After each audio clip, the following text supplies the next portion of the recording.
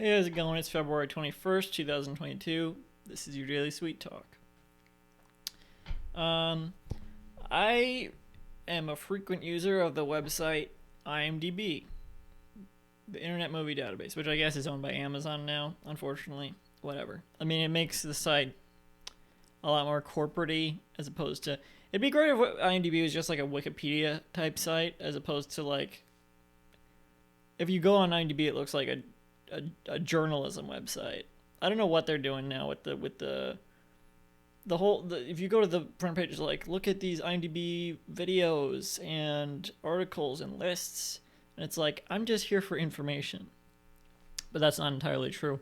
I use IMDb as IMDb is one of the sites that I'll just like I'll be distracting myself, as one does, looking at Twitter, Tumblr, or whatever.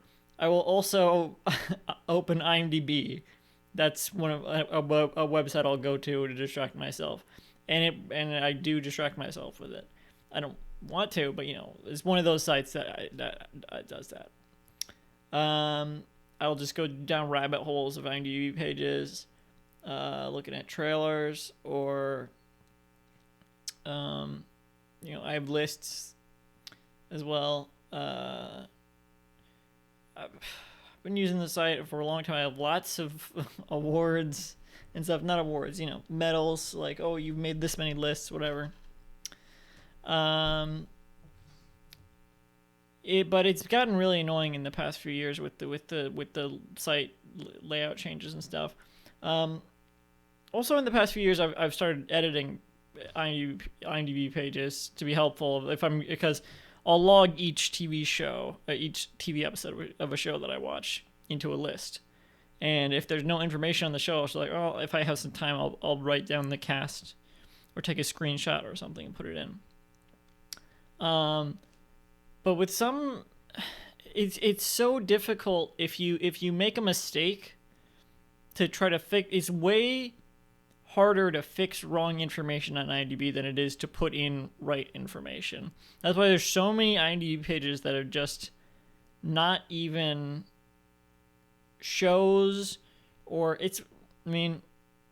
media classification is a whole other topic that's annoying to me, but like, what is this? Is it a podcast? Is it a show? Whatever. But there'll be like an IMDb page that's just like Markiplier, the YouTube channel, not the person, the YouTube channel Markiplier, as like marked as like TV series, and it's just every one of his videos, but not every one of his videos, because not every one of his videos is logged, probably. Now, it has been sort of useful sometimes with my video archiving, because the channel Polaris, a lot of those videos, not all of them, but a lot of the episodes of the show Friend Zone on Polaris, there's some information on there that I could use for when I was archiving those videos. So it can be helpful. I don't think that IMDb is a good place for that. They're not shows. I don't know. They kind of are. I can maybe see it for something like Friend Zone or something like that. But Markiplier, the YouTube channel, or like a podcast, not like an. I think they've recently made like a category for podcasts, but it's even still there's some weird podcasts on there that don't really belong on there.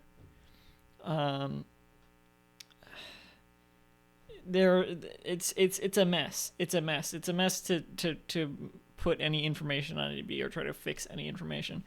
There was a page for a pilot of a TV show that got picked up, and then that pilot became the first episode of the TV show. So I wanted, and I didn't realize that, so I started adding the other episodes, because they didn't mark it as a short. They marked the pilot as a TV series.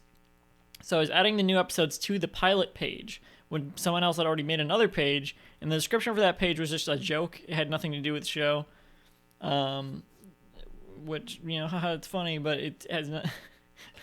It's a really annoying site to use. I'm realizing I don't have much time to elaborate on this any further, but